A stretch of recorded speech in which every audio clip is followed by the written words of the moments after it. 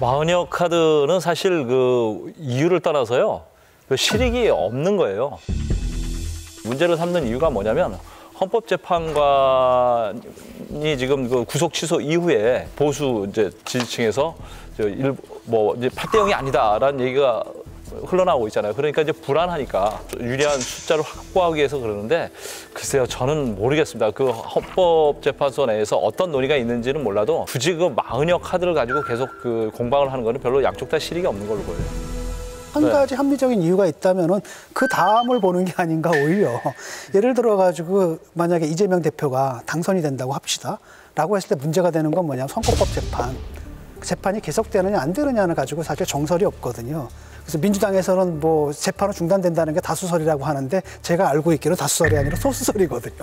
만약에 거기서 유죄가 나온다면 당선이 취소가 된다라는, 그게 홍 시장이 그때 지난번에 그 대선에 나왔을 때 그때 헌법학자들에게 물어본 결과란 말이죠. 그렇게 되면 결국은 이것도 대법이나 아니면 헌법재판소 이렇게까지 가게 되는데, 그 바로 이제 그런 상황들이 오게 되면 그때 가게 된 유리한 위치를 차지하겠다. 이거 빼고는 나름대로 합리적인 이유가 전혀 없거든요. 이렇게 왜 서두르는지 모르겠어요. 저도 뭐 비슷한 의견인데, 사실 마흔역 재판관 임명하냐 안 하느냐는 현 시점에서는 바람 빠진 풍선 비슷하게 된 거예요. 지금 이번 이 헌법재판소 판결은 위헌적 요소는 있지만 임명에 대한 강제성은 부여한 게 아니거든요.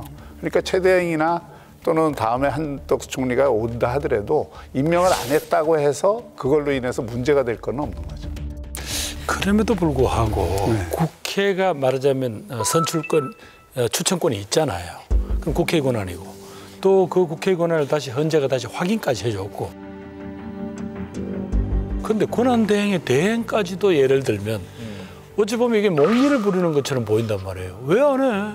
당신 권한도 아니고 그냥 절차적으로 그냥 말하자면 도장만 찍으면 되는데, 이런 데 대해서 지금 현재 국회 다수당인 민주당 입장에서는 참 어이가 없는 거죠. 그리고 또 권한대행의 대행이 이런 식으로 자꾸 정무적 판단을 가지고 이 사사건건 국정 운영에서 이런 발언권을 행사하게 되면